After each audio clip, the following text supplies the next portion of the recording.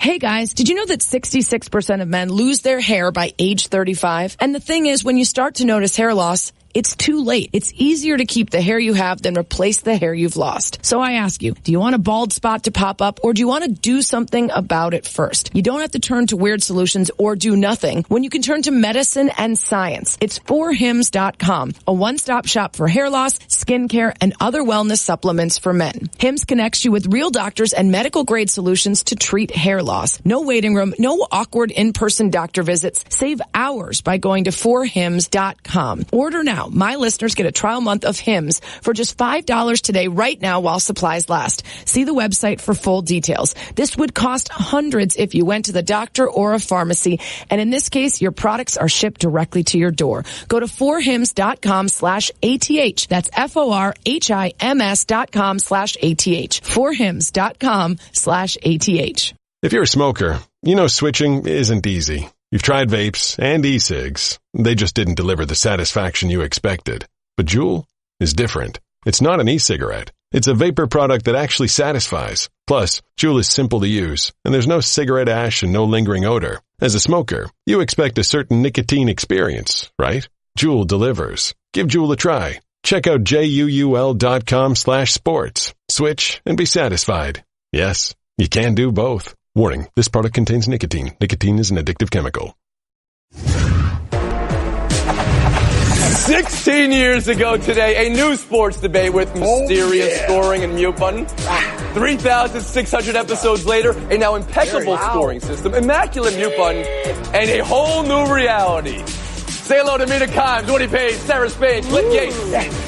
Hit him with the music again. Let me hear it. This music goes hard, all right? Don't hurt yourself, fellas. Today, the goat and this goat. The horde and that horde.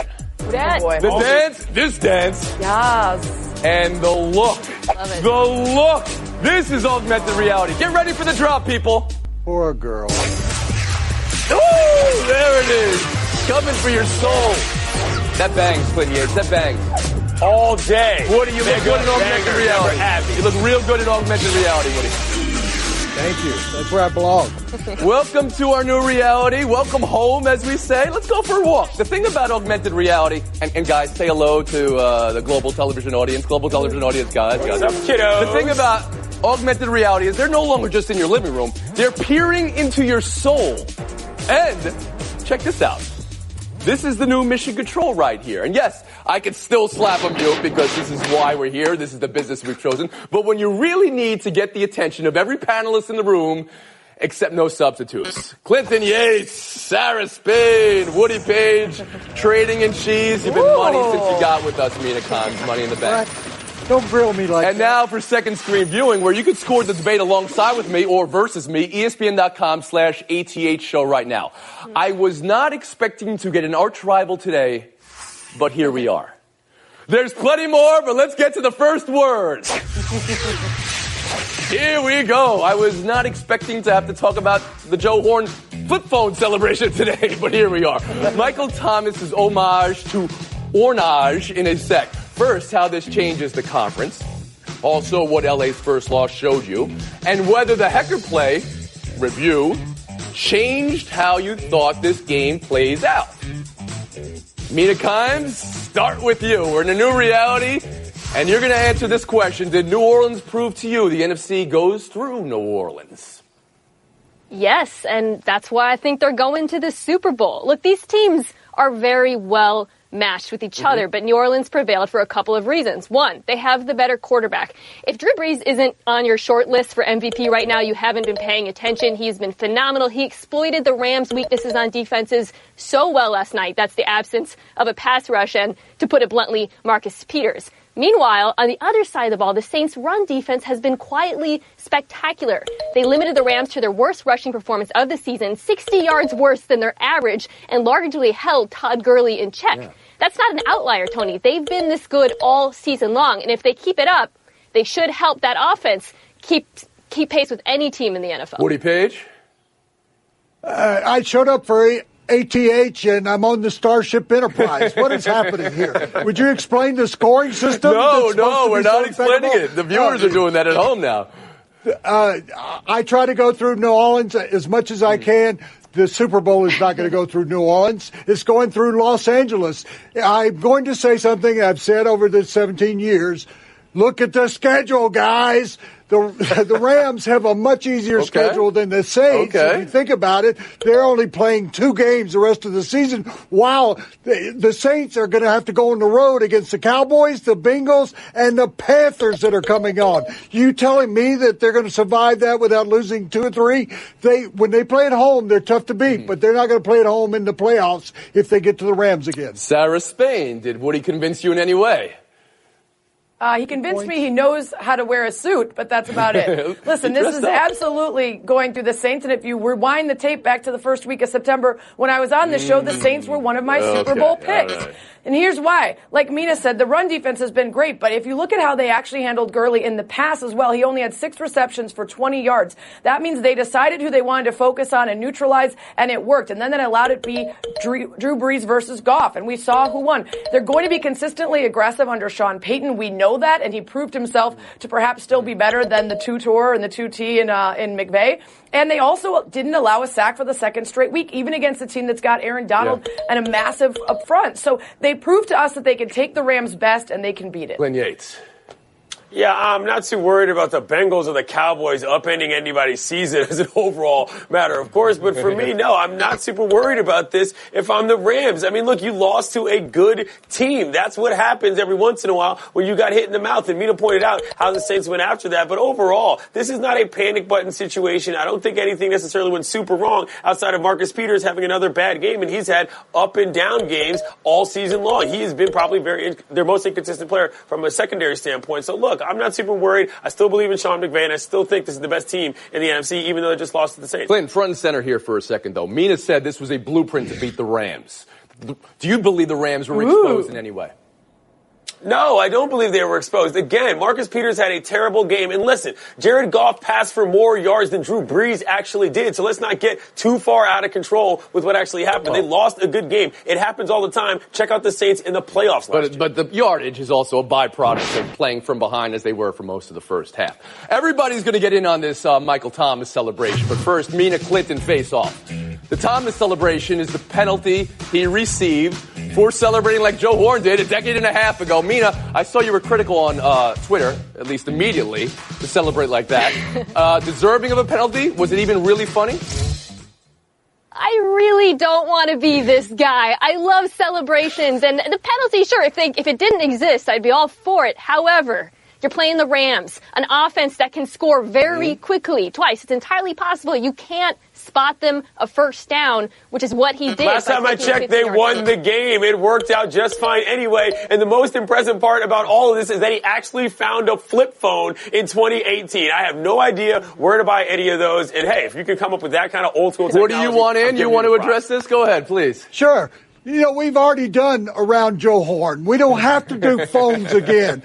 Secondly, the circumstances of the game dictate that you don't do something like that. And the third thing is that those pre-planned celebrations of grabbing popcorn and cell phones, they make no sense. We like celebrations, but not to that extent. I'm surprised to hear you say this, Woody. Somebody who would celebrate and promote himself in any way possible. And it's also, I mean, to be honest, yes, he got the 15-yard penalty. He also had the game-winning touchdown. He had the 200 yards of franchise record receiving here. There was one other celebration I just want you guys to get a look at here. It was Ben Watson's celebration. Maybe it was the most imaginative thing we see. How to announce you're having twins, ball under the shirt, put up the 5 for the 5 kids you already have, and then tell people you're having 6 and 7. Oh, Ben Watson. Oh, Ben Watson and your wife. A standing ovation. Points to the Watson family. We move on. Patriots 31, Packers 17. For the second week in a row, Green Bay done in by a fumble. Game totally turned on that at the start of the fourth quarter. Woody Page, this was all about the GOATs, all about Brady versus Rodgers, but what was your takeaway from the outcome of this game, New England's win? To all the Patriots haters in the world, keep hating because they're still good and they're not going away, and they are still one of the best 3 teams in the AFC. And if they continue to win at home, they never lose at home. Brady at 41 is not only the greatest of all time, but he's even greater than he was when he was 21, when he was 31. If he plays till he's 51, you have to wonder about it. And they're taking wide receivers and making running backs. They're using all sorts of people. Gordon is playing as well as he did in his rookie season when he was an All-Pro. I mean, look at what he did in that game last night. That's what I take. Okay. I know it's a new show, but still, everybody's got to get their time in here. Save it for your FaceTime, Woody. Sarah Spain, takeaway from last night. To be honest, it just reinforced my beliefs about both sides, which is that the Patriots, as much as we try to bury both Brady and the rest of them, always find a way. They're impeccably coached, and you cannot make mistakes against them because they're not going to make mistakes. And the Packers, on the other hand, are just what we thought they were as well. Aaron Rodgers, an incredibly skilled and talented guy who unfortunately often is let down by the people around him. To me, this was just an affirmation of what we've known for quite some time. And the most interesting aspect of this game is to find out just how much the NFC North goes up and down and whether this was it for the Sarah, Packers. can I bring you forward for a second? Because you said something that really cracked me up here, right? The idea that this already proved everything I already believed in life, and I didn't even need to watch the final of the game. How magnanimous of you that you already had it all figured out and you didn't even need the final. Go back into your spot. Let's go to Clinton Yates. What do you say? I just am still constantly impressed at this point. In the post-Garoppolo era, we've got this scenario where everybody thought this might sort of fall apart, and they're still managing to beat good teams and do it the way that they've done it without Gronk even. And for the Packers, the Mike McCarthy situation has become a little bit dicey. I'm not saying that I think this guy's a bad coach, but in terms of how that team has developed over the years, I think there are people in Green Bay who might believe that because of the way he came into that game with the game plan, he got a little bit out-schemed and he got out-tricked by Belichick. Well, when you say that, Clinton, it reminds me of a conversation I heard this week. If Rodgers was in New England with Belichick, and if Brady were in Green Bay in the situation they had for the last 10 years, it would be Rodgers who had 4, 5, 6 Super Bowls. Is that what you're implying here? I mean, no. If my grandmother had 2 wheels, she'd be a wheelbarrow. But what I'm saying is that in the situation I think it's that 3. we're dealing with, I like the way Rodgers plays, but, he's just not in the system that Brady is. The wheelbarrow? Yeah. I think we're going to give you a view here and freeze you for a little bit. How about you, Mina Kimes?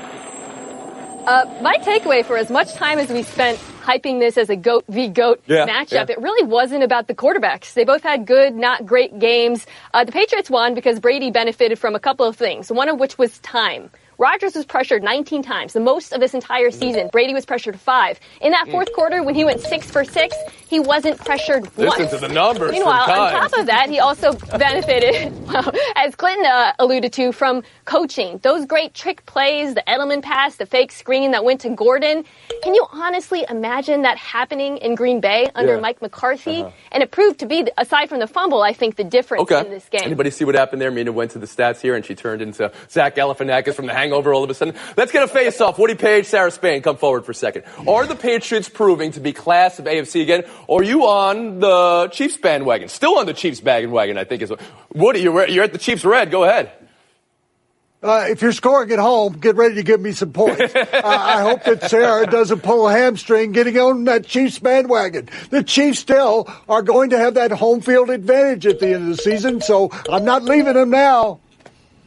Sarah, you want to take on Woody? Yeah, listen, absolutely the Chiefs still look like a more dynamic team, but if you're telling me that down the stretch your faith is in Andy Reid on the road, knowing what time is left and whether he's used his challenge flag and what Belichick is doing next, then I have to say I still have some questions. Okay, for the viewers scoring at home, they don't know how much time is left in this segment. They may have been sitting on their hands waiting to give you more points there, Sarah, before we got to the end there.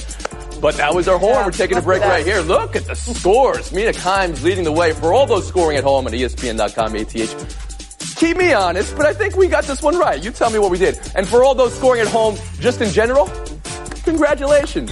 It's a Monday afternoon. You're doing great. We'll be back with Buy or Sell next. Flirting. He's flirting with the people.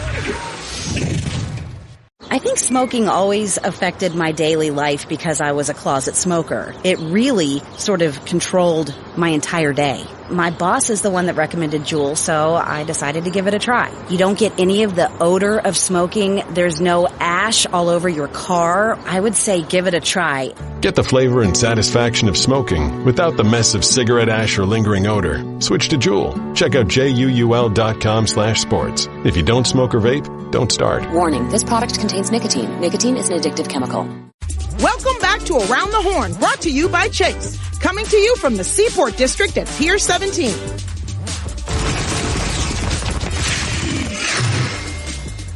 Buy or sell. And speaking of chase, some team is making a chase for those top seeds in conference play. Panthers, Chargers, Texans, all streaking right now. 6 wins as well. 3 and 5 and 6 game win streaks respectively for those 3 teams. Mina Kimes, around the horn to you. Who should feel best about themselves right now? Well, the Chargers should feel best about this weekend because they beat the hardest team on the road. But the Panthers are the scariest team of the 3. What North Turner has done with that offense, with Cam Newton, who is having the best season of his career, lowest interception rate, highest completion percentage he's had so far, is remarkable. Nobody wants to face that offense. Woody Page, best this weekend of those? Make mine the Chargers. Phillip Rivers hasn't won 5 games in a row since his rookie year, going back a decade, and I think that Melvin Gordon is just a running machine. Hunter Henry's going to be back at tight end in December. I like the Chargers. Spain. Yeah, it's absolutely the Panthers. The Chargers win was great, but the Panthers over the course of the season have been underrated. And Cam Newton, like Mina said, best passer rating in the entire NFL in the red zone. What he looks like under North Turner, super impressive. I love that you tell us that they're underrated. It's almost like if somebody had an international television audience where they could rate a team properly